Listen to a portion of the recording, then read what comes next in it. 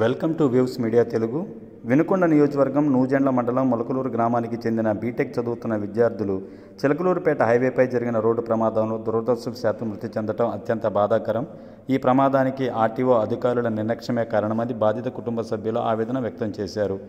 ఈ విషాద ఘటనలో మొత్తం 6 విద్యార్థులు ఉండగా వారిలో 5 ప్రాణాలు కోల్పోగా వారిలో వినుకొండ నియోజకవర్గానికి చెందిన మొలకలూరు గ్రామానికి చెందిన యశ్వంత్ సాయి, వాసు పాటు వినుకొండ రూరల్ మండల శివాపురం గ్రామానికి చెందిన శ్రీకాంత్ రెడ్డి వంటి అమూల్యమైన యువ ప్రాణాలు కోల్పోవటం హృదయ విచారం. ఈ ఘోర ప్రమాదంపై తీవ్ర విచారం వ్యక్తం చేస్తూ బాధిత కుటుంబాలకు స్వయంగా పరామర్శించిన YSR Congress party PAC member, Vinukonda మాజీ శాసనసభ్యులు బొల్లా బ్రహ్మనాయుడు. ఆర్టీఓ అధికారులు చూపించిన నిర్లక్ష్యం వల్ల పసిప్రాణాలు చింద్రమయ్యాయి. ఇలాంటి ఘటనలు మళ్లీ జరగకుండా బాధ్యులైన అధికారులపై కఠిన చర్యలు తప్పనిసరిగా తీసుకోవాలి. పిల్లలను కోల్పోయిన కుటుంబాల వేదన మాటల్లో చెప్పలేనిదని వినుకొండ మాజీ ఎమ్మెల్యే బొల్లా బ్రహ్మనాయుడు తెలియజేశారు. ప్రభుత్వం ఎంక్వైరీ చేపించి దాన్ని పూర్తి స్థాయిలో దానికి సంబంధించినటువంటి వాళ్ళు ఎవరు మరలా అలాంటి ప్రమాదాలు జరగకుండా చూడాల్సిన బాధ్యత ప్రభుత్వాన్ని కూడా ఈ సందర్భంగా తెలియపరుస్తున్నాను. కానీ ఈరోజు చూస్తే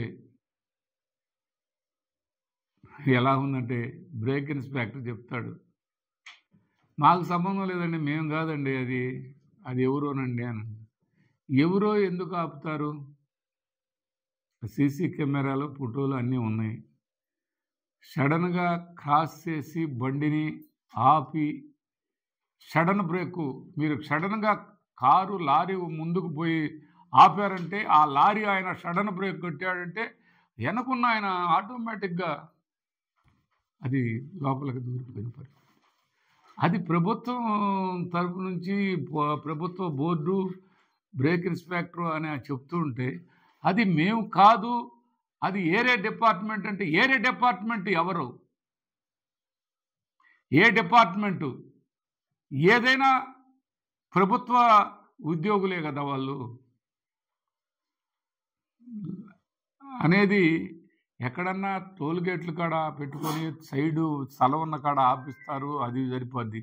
ఒక్కసారిగా కారు పోయి ముందుకు పోయి క్రాస్ చేసి ఆడ